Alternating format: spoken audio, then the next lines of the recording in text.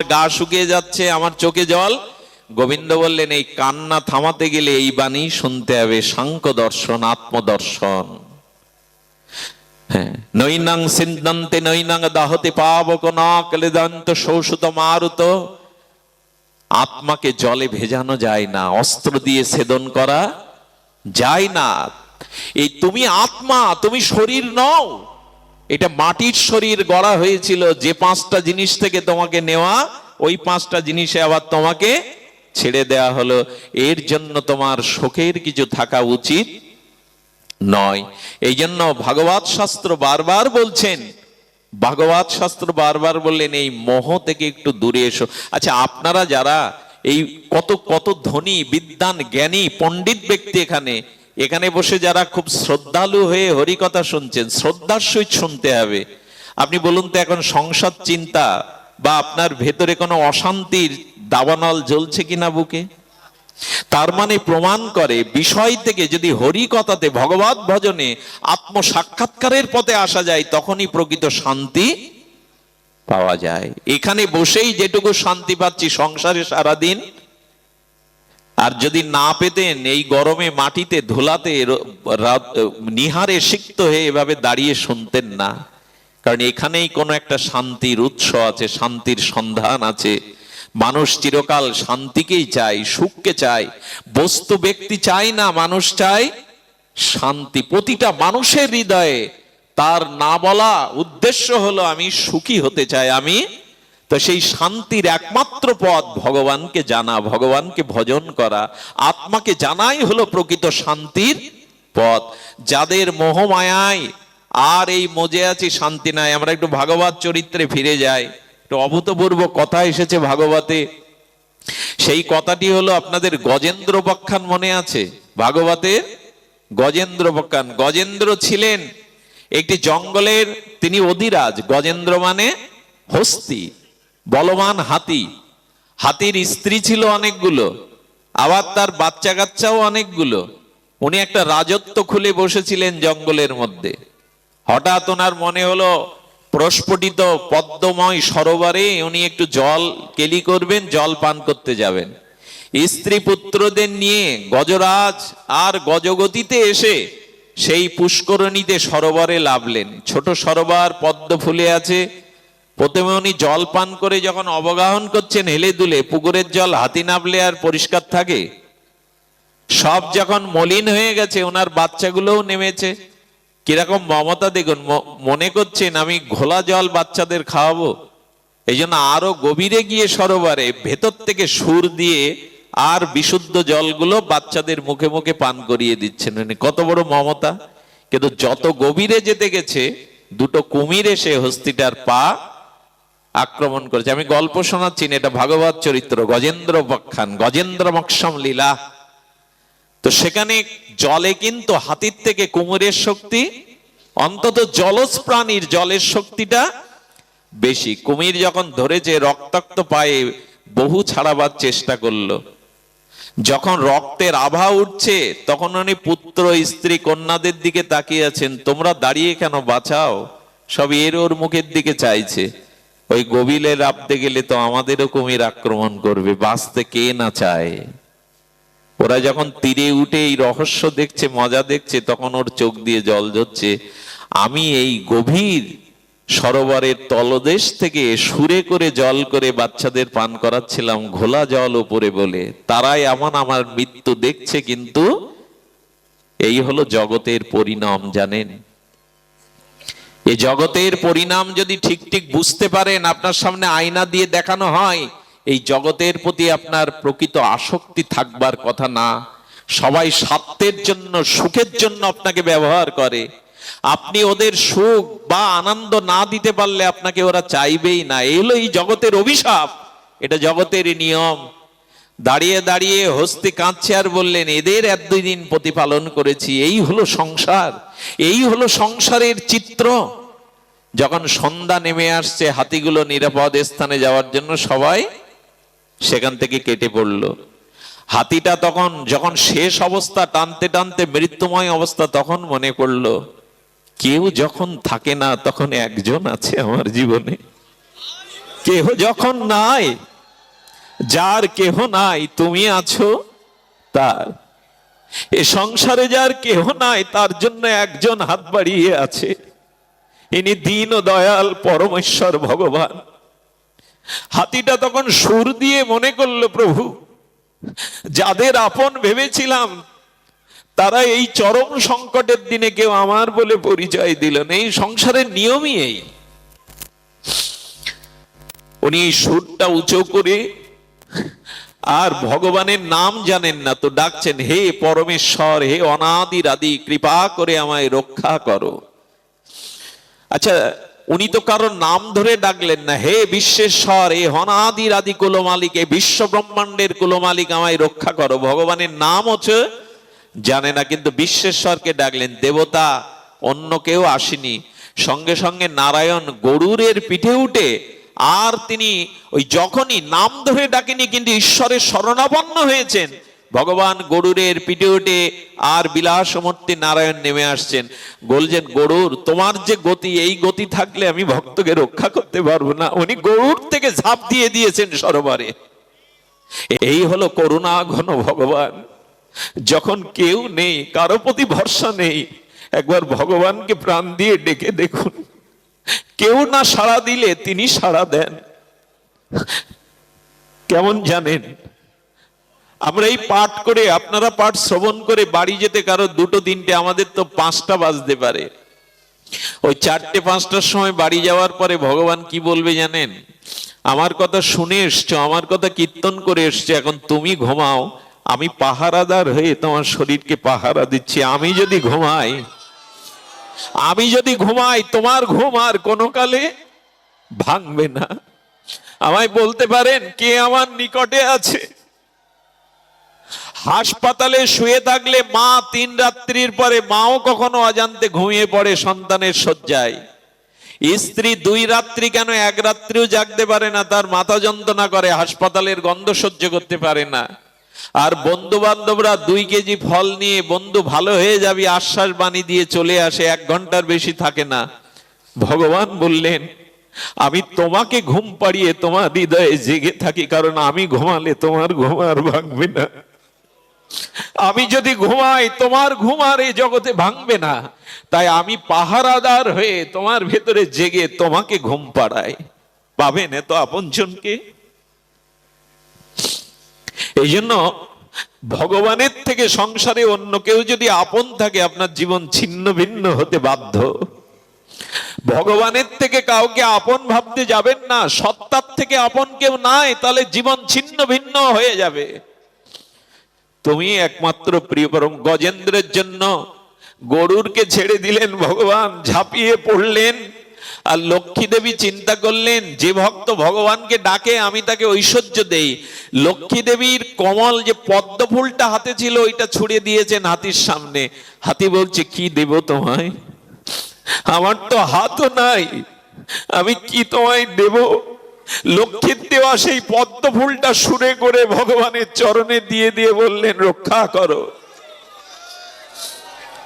ভগবান সুদর্শন চক্র দিয়ে আর কুমির 2 জনকে তুললেন, আর 2 জনকে উপরে তুলে সুদর্শন চক্রের দ্বারা কুমির বধ হয়ে গেল।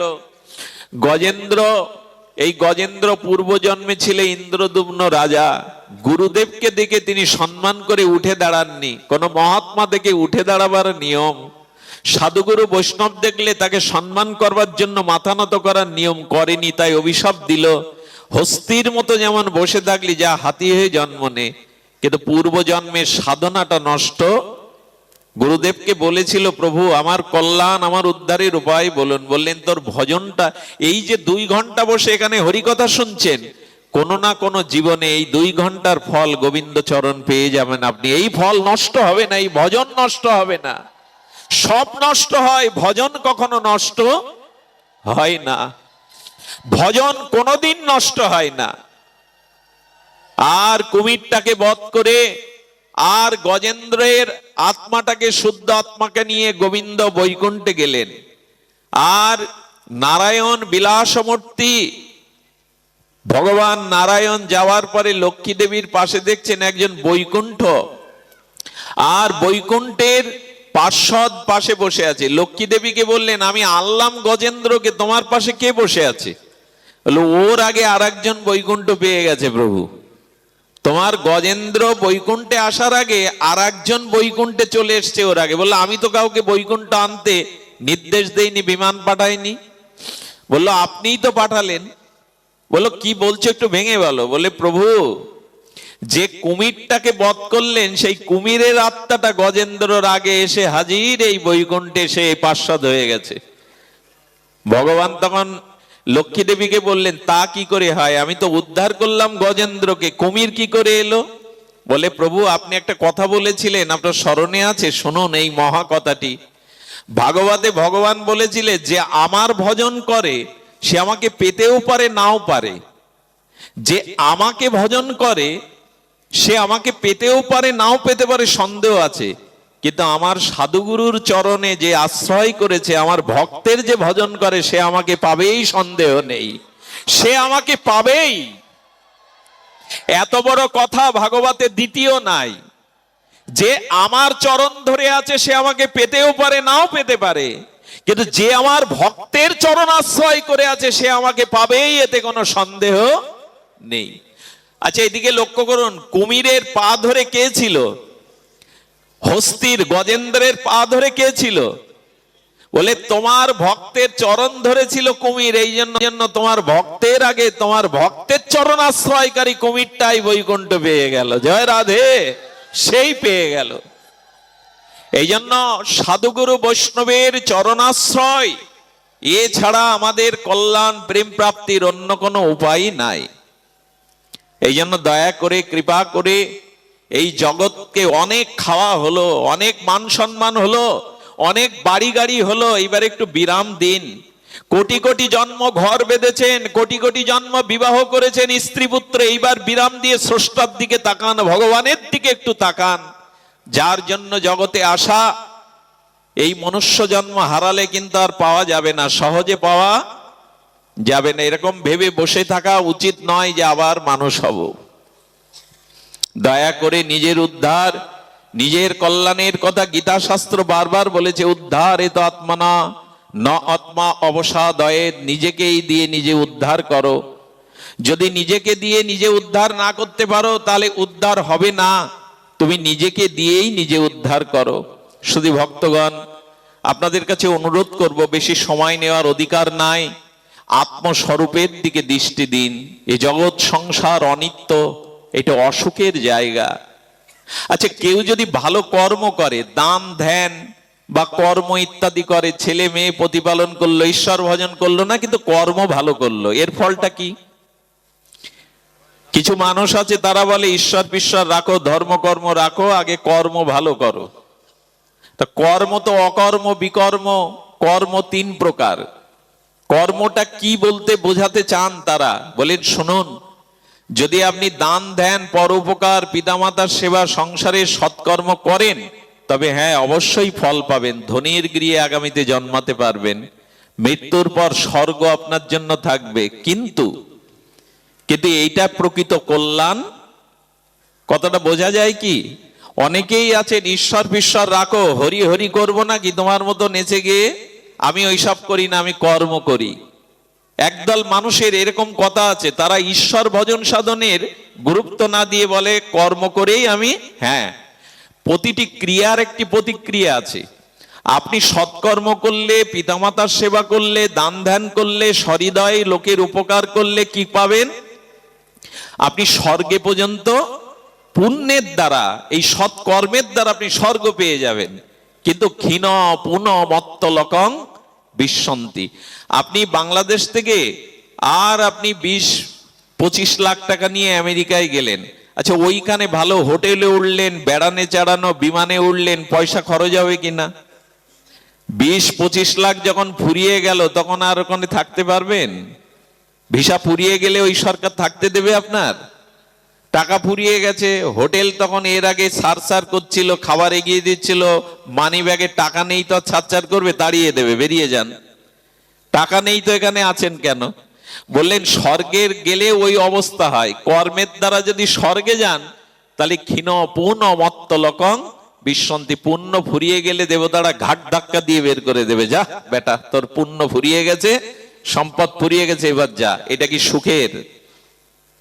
এই জন্য গোবিন্দ বললেন কর্ম করতে হবে, সেই কর্মকে ঈশ্বর সমর্পণান্তে, ঈশ্বর প্রীতার্থে কর্ম করো। গাছের গোড়ায় জল দিলে শাখা পোশাখায় আলাদা দেওয়া লাগে? যে মানুষ ঈশ্বরকে ভক্তি করে, জগতে দয়া মায়া করুণা তারই থাকে। যে ঈশ্বরকে ভালোবাসে না, ভজন করে না, সে জীব সেবা করতে এখনো শেখেনি। যে জীব সেবাগুলো করে সেগুলো অনেকটা স্বার্থের কারণে। বোঝা যায় কথাটি?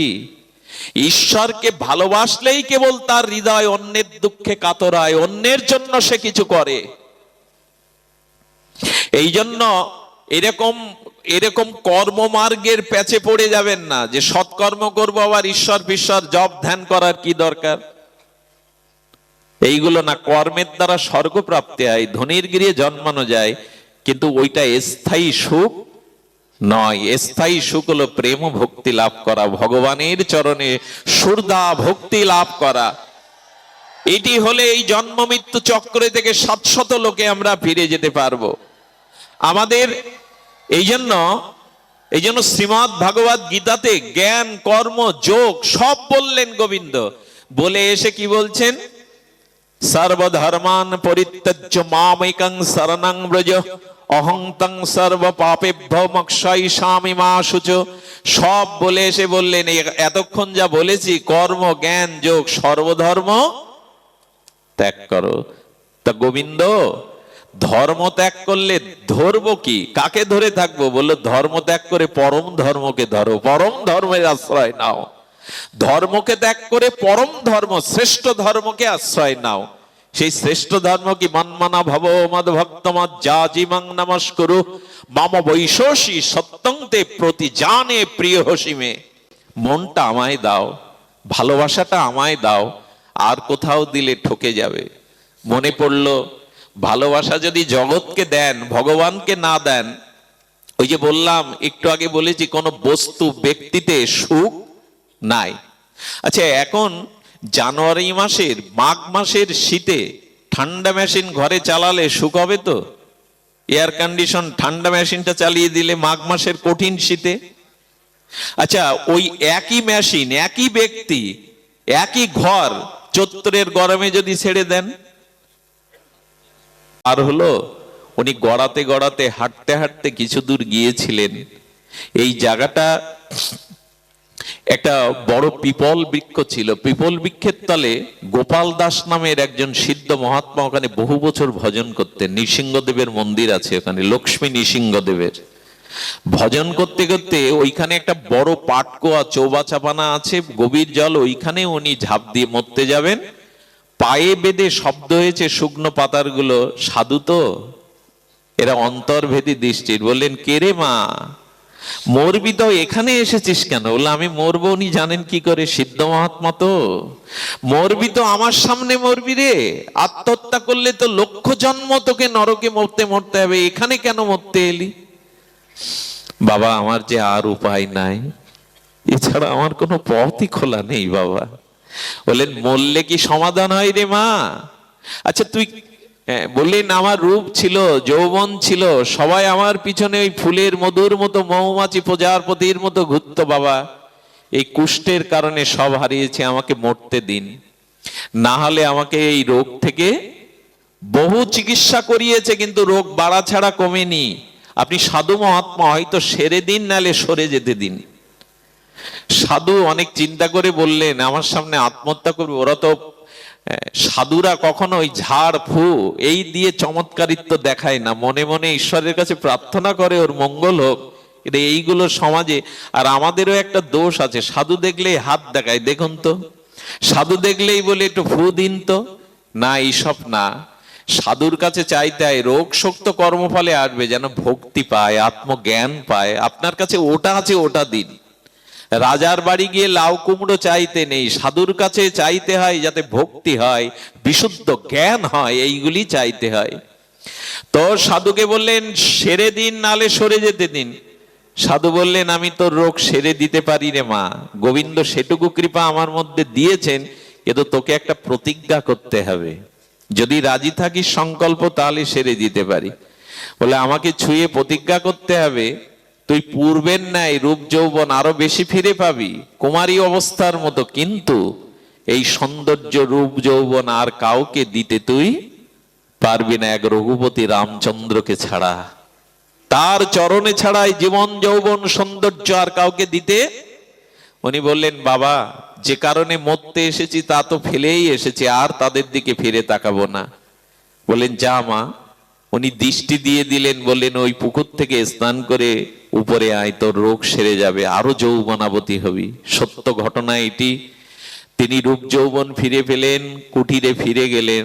রাজার কাছে পরের দিন সংবাদ গেল, রাজা দেখে আসতে আরলে এই দরজা বন্ধ, ফিরে যাও, ফিরে যাও, আমার কাছে তো তোমার আর আসবার প্রয়োজন, এই সৌন্দর্যের প্রয়োজন নাই, আমার জীবন যৌবন। উনি পূর্বের ঘটনা বললেন, এখন থেকে রামচন্দ্রের চরণেই এই জীবন যৌবন, এই পৃথিবীতে রাম চরণ কমল ছাড়া আমার সামনে আর কেউ নেই, আমার যা কিছু আমি তার চরণে সঁপে দিলাম। এবং পরবর্তীতে ইনি মহা সাধিকা হয়ে গেছিলেন। ওনার নামেই ললিতপুর, এই ভারত ভূখণ্ডে ললিতপুর ওনার নামেই হলো। আমি বলি কি বাবা, মাগো জগতের ভালোবাসাই এই, যতদিন জীবন যৌবন দিয়ে ওদের জন্য করতে পারবে ততদিন তুমি ওদের কাছে প্রিয়, দিতে পারবে না তো ওদের কাছে তুমি কোনো প্রিয়ও নও। এই জন্য দয়া করে ভগবানের ভজনা করো। ভালোবাসাটা যাকে তাকে দিতে নেই, ভালোবাসা খুব পবিত্র বস্তু। এর মধ্যে আপনাদের এক একজনের মধ্যে যে ভালোবাসা আছে, এই ভালোবাসা যদি সঠিক প্রয়োগ করেন স্রষ্টার দিকে, তাহলে জগৎ ভাসিয়ে দিতে পারেন আপনারা। শুধু ভক্তগণ, এই জন্য ভালোবাসাটা, জগতের ভালোবাসাটা খুব কদর্য। হ্যাঁ, আমি আপনাদের দৃষ্টান্তও দিতে পারি। পৃথিবীর সপ্তম আশ্চর্যের মধ্যে ভারতবর্ষে একটা সপ্তম আশ্চর্য আছে। কি সেটা? তাজমহল। জানো তো মা, বিদেশ থেকে রাষ্ট্রপতি বা প্রধানমন্ত্রী যারাই আসুক তারাই আগে দেখতে যায় এই তাজমহল। 22,000 মিস্ত্রি 22 বছর ধরে নির্মাণ করেছিল। ক বছর? সম্রাট শাহজাহান তার কোষাগারে যা কিছু ছিল, তার মমতাজ তার স্ত্রীর স্মৃতিসৌধের জন্য এটাই ব্যয় করেছিল। এর পরিণাম কি হয়েছিল জানেন? জগতের প্রতি ভালোবাসার পরিণাম কি শুনুন। হ্যাঁ, ইতিহাসে খ্যাত হয়েছেন, ভারতবর্ষের ঐতিহ্য বাড়িয়েছেন, কিন্তু যিনি নির্মাণ করলেন তিনি কি পেলেন জীবনে? এই রাজকোষাগার থেকে অর্থ ব্যয় করার জন্য তার যে সন্তান ছিল যুবরাজ, তারা বলল কি এ উন্মাদ, বইয়ের প্রতি আসক্তি বশত রাজকোষাগারের সব তাজমহল বানিয়েছে, বেটাকে বন্দি কর। নিজের পিতাদের শাহজাদারা বন্দি করে ঘর বন্দি করে রেখেছিলেন, দাসীদের দিয়ে দুমুঠো ভাত পাঠাতেন। জীবনের শেষ দিন পর্যন্ত শাহজাহানকে বন্দি করলো শাহজাদারা। তাজমহল গড়ে তুমি কি করলে? যেখানে গড়বার দরকার ছিল তা গড়নি তুমি। তাজমহল গড়ে যে শান্তি পায়নি আপনি পাবেন। পুত্রদের দ্বারা প্রহিত হয়ে বন্দি দশায় ছিলেন শাহজাহান।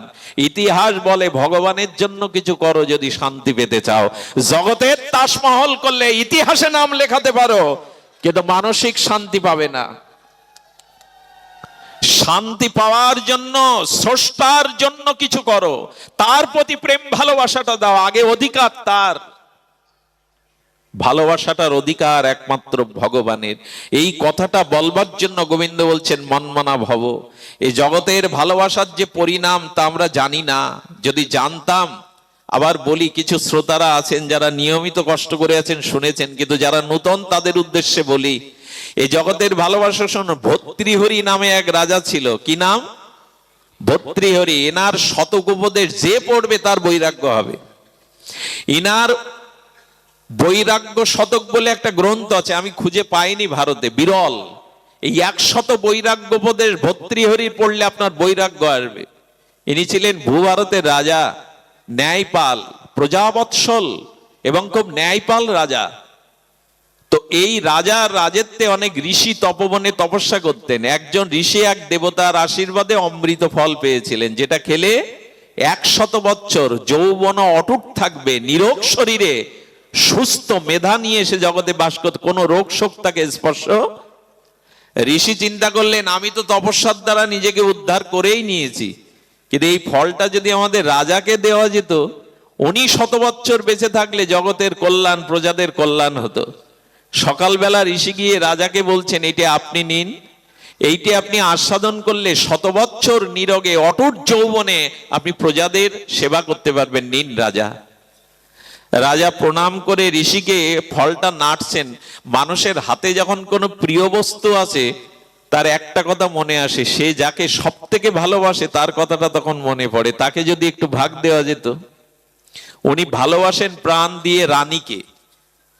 রানীর কাছে এসে বলছেন, রানী, আমি তোমার জন্য এই অমৃত ফলটা এনেছি, এটা তুমি খেলে 100 বছর পূর্ণ যৌবনা অটুট নিরোগ শরীর নিয়ে থাকবে, তাতে আমারই আনন্দ, আমারই সুখ, নাও তুমি ফলটা নাও। রানী একটু হেসে দিল বটে, একটু স্তুতি করলো বটে, কিন্তু রাজাকে বিদায় দিয়ে সন্ধ্যাবেলায় ডাকলো তার প্রিয় মানুষকে। রানী রাজাকে না, মনে মনে ভালোবাসে ওই রাজার সেনা নায়ককে, সেনাপতিকে। যুবক সেনাপতিকে ডেকে বললেন, রাজা তো শুধু সামনেই, আমি তো ভালোবাসি তোমায়, এই জন্য তোমার জন্য একটা উপহার দিয়েছে, এই নাও, এই ফলটা খেলে 100 বছর পূর্ণ যৌবন অটুট যৌবন নিরোগ শরীরে অমৃত লাভ করতে পারবে, নাও। রানীকে খুশি করে সেনাপতি বলল, বেশিক্ষণ তো থাকা ঠিক হবে না, ফলটা আমি গৃহে গিয়েই পাবো। ফলটা নাড়তে নাড়তে মনে করছে, সিনেমা দেখেছেন তো, দৃশ্য একটার পর একটা। আচ্ছা, সিনেমার পর্দায় যদি দৃশ্য দাঁড়িয়ে পড়ে কি হবে শ্রোতাদের? চলচ্চিত্রে সংসারটার ভালোবাসা, ভালোবাসা বলে না, এই সংসারের ভালোবাসাই চলচ্চিত্রের মতো। আচ্ছা, চলচ্চিত্রের ডাইনিং টেবিলে যে ফলগুলো থাকে, খাবার সাজানো থাকে, আপনি ওর থেকে নিতে পারবেন তো? সংসারের সুখটা পদ্মার মতো, পদ্মার ফিল্মের মতো, ওখানে সব আছে কিন্তু নেওয়া যায়। আমি আগে একদিন বলেছি, কোন ফ্যাক্টরিতে যদি আগুন লাগে, সম্প্রচার, লাইভ সম্প্রচারে টিভিতে দেখায়, মিডিয়া দেখায় যে আগুন লেগেছে সরাসরি, তো টিভির মধ্যে যে আগুন দেখাচ্ছে এটা সত্য না মিথ্যা? হ্যাঁ, এখানে একটু তেওড়ে পড়ে যেতে হবে, একটু কঠিন বিষয়। এটা যদি সত্য হতো তাহলে টেলিভিশনটাই পুড়ে যেত আগুনে, অথচ সরাসরি দেখাচ্ছে লাইভে। ঢাকায় ফ্যাক্টরিতে না লাগুক, আগুন লাগলে সরাসরি দেখায় কিনা, আগুনটা তো সত্য, এই মুহূর্তের আগুন আমি সরাসরি দেখছি। কিন্তু আগুন যদি সত্য হতো, আগে টিভিটা পুড়তো, আর যে ঘরে টিভি রাখায় ঘরটাই পুড়ে যেত, পড়ে না। অর্থাৎ ওটা সত্যও না, আবার একেবারে মিথ্যাও। বলো, সংসারের অবস্থাও তাই, দেখা যায় বটে, ছোঁয়া যায় বটে, কিন্তু কিছুই আমার না। আকাশের চাঁদের ছবিটা জলের মধ্যে পড়ে, জলে খুঁজে চাঁদ পাবেন তো? ওটা ছবি মাত্র। আয়নার সামনে দাঁড়িয়ে দেখছেন আমার চুলগুলো এলোমেলো, আয়নাতে দেখা যায় নিজেকে বিম্বের প্রতিবিম্ব, আয়নার মধ্যে দেখছেন চুলগুলো পরিপাটি করা না। তা আয়নার মধ্যে চুল ঠিক করা যাবে না, বাইরে ঠিক করতে হবে। তেমন এই সংসারে যাদের দেখছো, ওটা আয়নার দেখা ছবির মতো, ওটা ঠিক করা যাবে না, নিজেকেই ঠিক করো। আহারে, কি দার্শনিক বিচার করেছেন আমাদের শাস্ত্র। তো সেনাপতি ভালোবাসে আবার রাজবেশ্যাকে। কাকে ভালোবাসে? ওই রাজবেশ্যা, তার অটুট যৌবন, বিশ্ব সুন্দরীর মতো, তার গৃহে গিয়ে বলছে, তোমার জন্য এক চমকপ্রদ জিনিস এনেছি, আমি তো তোমায় ভালোবাসি, তোমার রূপ যৌবন থাকলে সুখ আমার, এই ফল তুমি নাও। এই রাজবেশ্যা গণিকা তাকে আনন্দ দিয়ে চলে গেল। চলে যাওয়ার পরে বলে, ফলটা আমি পরে নেব, পবিত্র হয়ে নেব। ফলটার সারা রাত ঘুম হয়নি, বললেন সারা জীবন পাপ করেছি, দেহ পাপ, এই পাপের দেহ থেকে তো জগতের কোনো কল্যাণ হয়নি, এটা ভগবানই এই লীলাটি করাচ্ছেন। ও মনে করলো এটা ইচ্ছা যদি রাজাকে দেওয়া যায়।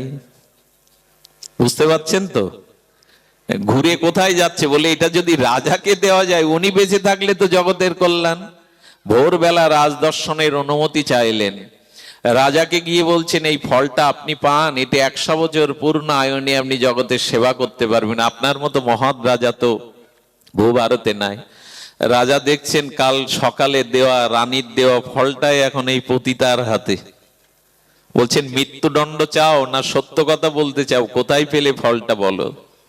সঙ্গে সঙ্গে বললেন, মিথ্যা কেন বলবো, আপনার সেনাপতি আমাকে ভালোবাসে দিয়েছে। সেনাপতিকে ডেকে বললেন, সত্য বলো। বললেন, রানী আপনাকে না আমাকে ভালোবাসে, ফলটা রানীই দিয়েছে। নিজের মুকুটটা এক মন্ত্রীর মাথায় পরিয়ে দিয়ে নিজের গর্ভধারিণী মাকে প্রণাম করে বলল, মা, সংসারকে খুব কাছ থেকে দেখে ফেলেছি মা।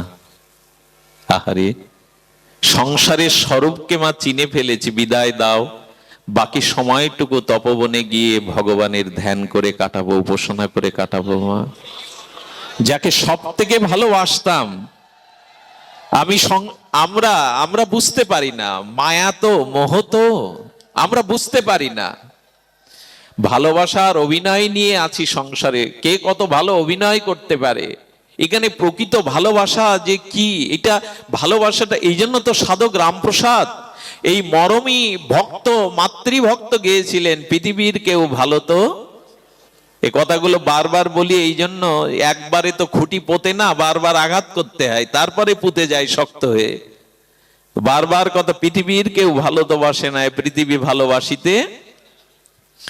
ভালোবাসার উৎস এক জায়গায় আছে, আত্মা ছাড়া ভালোবাসা বা সুখের কেউ নাই। এই জন্য রাজা যখন চলে যাচ্ছে তখন মা 3টি উপদেশ দিয়েছিল, এটা বলেই আমি পাঠ বিশ্রাম করছি। মা বললেন, খোকা খুব ভালো খাবি, খোকা খুব ভালো জায়গায় ঘুমাবি, খুব ভালো জায়গায় ঘুমাবি আর খুব ভালো খাবি। আর বলছেন যে পালঙ্কে শয়ন করবি। বিশ্রামের আগে আপনার সময় মতো, আচ্ছা, জয় রাধা। কি বলছেন? বললেন, মা, রাজ সিংহাসন ছেড়ে জঙ্গলের ধুলায় চলেছে, আমি ভালো শোবো কি করে ওখানে? বললেন, বাবা, যে ঈশ্বর চিন্তা করে, ঈশ্বরের ধ্যান করে, যার মাথায় বিষয় চিন্তা, মনে কামনা বাসনা নেই, সে মাটিতে ঘুমালেও পরম সুখে ঘুমায়। তাই ভালো জায়গায় ঘুমাস। মা, ভালো খেতে বললে যে?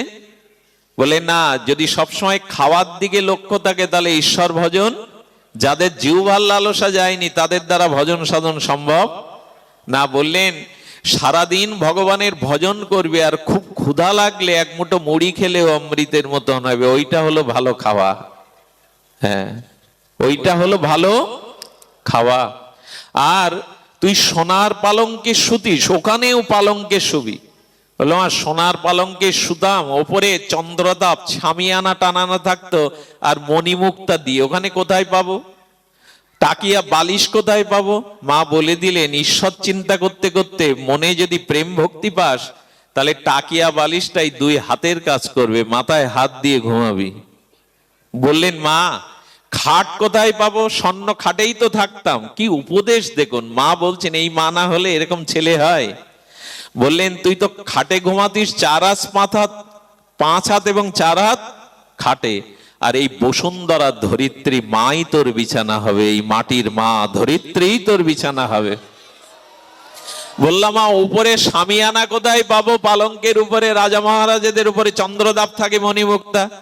বললেন, ওই সামিয়ানাটা তোর ঘরের 4 হাত 5 হাত আয়তন, কিন্তু এইভাবে শুয়ে তাকাবি উপরের দিকে, দেখবি একটা নীল সামিয়ানা টানানো আছে, আকাশ হলো সামিয়ানা। আর ওই সামিয়ানায় তারাগুলো, চাঁদগুলো তোর নক্ষত্রের মতো জল করবে। কি অদ্ভুত মায়ের উপদেশ! মা যদি ত্যাগী না হয় না, তাহলে সন্তান ত্যাগের পথে খুব বেশি যেতে পারে না। মায়েরই ত্যাগ দরকার। এই জগতের ভালোবাসা যারা নিজের দিকে টানে, যে মা সে রাক্ষসী। যে মা ভালোবাসাটা গোবিন্দের দিকে ফিরিয়ে দেয়, সেই প্রকৃত মা। পিতা না সৎসৎ, মাতা না সৎসৎ, শুনবেন? হ্যাঁ, আচ্ছা, অর্থ পেলে, সুন্দরী রমণী পেলে, সোনার রাজত্ব পেলে যদি সুখী হতেন, তাহলে পৃথিবীর সব থেকে বেশি সুখী হওয়া ছিল রাবণের। কোথায় থাকতেন উনি? স্বর্ণ লঙ্কায়। পৃথিবীর দেবতা, যক্ষ, রাক্ষস, মানুষ তাকে ভয় পেত না, এমন ব্রহ্মার সৃষ্টি থেকেও ছিল না। তার স্ত্রী ছিল পরমা সুন্দরী মন্দোদরী সহ শত শত স্ত্রী, 1 লক্ষ পুত্র বলা হয়েছে, 1.25 লক্ষ নাতি। রাবণ সুখ পেল না কেন? শুধু ভগবানের চরণে সে সমর্পণ করেনি, ভগবানের সাথে তার প্রেম আদি। এই জন্য দয়া করে, রাবণ সুখী হওয়ার কথা ছিল সুন্দরী স্ত্রী থাকলে, সোনার লঙ্কা থাকলে, ঐশ্বর্য থাকলে। রাবণ সুখী হয়নি, কিন্তু বিভীষণ সুখী হয়েছিল রামের পাদপদ্মে। এইটাই তো নির্ণয় করলো সুখ কোথায়। ভগবানকে ভালোবাসুন, ভগবানই আপনার অস্তিত্ব দিয়ে দেবে। একটা অপূর্ব দৃষ্টান্ত এসছে, এটা হৃদয়ে রাখার মতো। আচ্ছা, অঙ্গদ গিয়েছিল না হনুমান ফিরে আসার পরে লঙ্কা রাজের কাছে সন্ধির প্রস্তাব নিয়ে? কে গিয়েছিল? বলিপুত্র, বালির পুত্র অঙ্গদ গেল। অঙ্গদ যাওয়ার পরে ওকে বসতে দেয়া হয়নি। অঙ্গদ রামের স্মরণ করে আর সিংহাসন বানিয়ে লেজ দিয়ে তার উপরে রাবণের সমানভাবে বসেছিলেন। বসে বললেন, রাবণ, প্রভুর চরণে মা সীতাকে ফেরত দিন। যদি বললেন, বানর, তোদের স্বভাব তো ওই আস্ফালন করা। হ্যাঁ, বানর কোথাকার, তুই এই নররূপী আর রামকে বলছিস সীতাকে ফেরত দেওয়ার? আমি কি শক্তিহীন হয়ে পড়েছি? আমি কি বীর্যহীন হয়ে পড়েছি? বলে, রাবণ, তোমার কেমন বীর্য, কেমন শক্তি! আমি এই চরণ এখানে রাখলাম মাটিতে, এখানে কেউ যদি আমার পা নাড়াতে পারে, আমি প্রতিজ্ঞা করছি সীতাকে আপনার হাতে তুলে দিয়ে রামকে নিয়ে আমি ফিরিয়ে চলে যাব। আচ্ছা, রাম যদি প্রশ্ন করেন, তুমি যে প্রতিজ্ঞা একখানা করে বসলে, তোমার পা নাড়ালে তুমি আমার সীতাকে রাবণকে দিতে পারবে তো আমার বিনা অনুমতিতে? এই ক্ষমতা তোমার কে দিল? এই প্রতিজ্ঞা কে করতে বললো তোমার আমার আজ্ঞার বাইরে? এই যদি বলে তোমার পা নাড়ে, তুমি পারবে তো আমার কাছ থেকে সীতাকে রাবণের কাছে দিয়ে আমাকে নিয়ে ফেরত দিতে? অঙ্গদ কি বলেছিল জানেন? এই জীবন যৌবন মনপ্রাণ প্রভুর পায়ে সমর্পণ করে দিয়েছি। আমি জানি আমার ভেতর থেকে যে প্রতিজ্ঞাটা এসেছে এটা আমার না, কারণ আমি তো আমার না, আমি সর্বস্ব রামকে দিয়ে দিয়েছি, আমি সর্বস্বই প্রভুকে দিয়ে দিয়েছি। তাই এ প্রতিজ্ঞা প্রভুর প্রতিজ্ঞা, আমার প্রতিজ্ঞা এটা হতে পারে না। আপনারা ভাবলে অবাক হবেন, পুরো রাবণপুরীর কোন বীর অঙ্গদের পা নাড়াতে পারেননি। যারা ভগবানের প্রতি নিজেকে সঁপে দেয়, ভগবান তাকে সুরক্ষা দেন, ভগবান তাকে রক্ষা করেন জগতে। এই জন্য জীবন যৌবন যা কিছু তাকে দেওয়ার জন্যই। মন্মনা ভব মদ ভক্ত মজ্জা জীবং নমস্কুরু, আমাকে দাও, মনটা আমাকে দাও, ভালোবাসাটা আমাকে দাও। অন্য কোথায় নিয়োগ করলে ঠকে যাবে। এই জগতে এত যন্ত্রণা কেন, এত যুদ্ধ কেন? আমরা আমাদের প্রকৃত ভালোবাসা ঈশ্বরকে না দিয়ে এই কামনা বাসনা জগৎকেই দিয়ে দিয়েছি। এটাই হলো আমাদের অভিশাপ। এই জন্য বারবার বললেন, হরি ভক্তি বিলাসস্য ভক্ত রঙ্গানি লক্ষণা কিন্তু তানি প্রসিদ্ধ তানি নির্দেশিত যথামতি। বারবার বারবার বলা হচ্ছে যে হরি ভক্তি বিলাসে সাধন ভক্তির অঙ্গ সংখ্যক বলেছেন, আর তৎমধ্যে প্রসিদ্ধ সেটিগুলো এই শ্রবণ কীর্তন স্মরণ, ভগবানের শরণাগতি হয়ে শ্রবণ কীর্তন স্মরণ, এই পথে আসা। যদি তা আসতে পারি তখনই হবে জীবনের পরম সার্থকতা। আমি খুব ভজনীয় কথা আপনাদের শোনাতে পারলাম না, তবে এইটুকু বলবো, এই জগৎ থেকে এই ভালোবাসা, এই দেহ গেয় স্ত্রী পুত্র অনিত্য সংসার থেকে মনটা যদি না ফেরানো যায়, তাহলে এই জগৎ সংসারে আমরা বড় বেশি বিমুখ হয়ে যাব। সবশেষে বিল্বমঙ্গল ঠাকুরের অপূর্ব সেই দৃষ্টান্ত দিয়েই পাঠ বিশ্রাম। বিল্বমঙ্গল মানে আমি না, এই নরকের কীট না। আমাদের একজন ভক্ত চূড়ামণি ছিলেন, কৃষ্ণ ভক্ত চূড়ামণি কবীন্দ্র বিল্বমঙ্গল ঠাকুর। বিল্বমঙ্গল ঠাকুর ব্রাহ্মণের পুত্র ছিলেন, পণ্ডিত ছিলেন। কি ছিলেন? ব্রাহ্মণ পুত্র পণ্ডিত।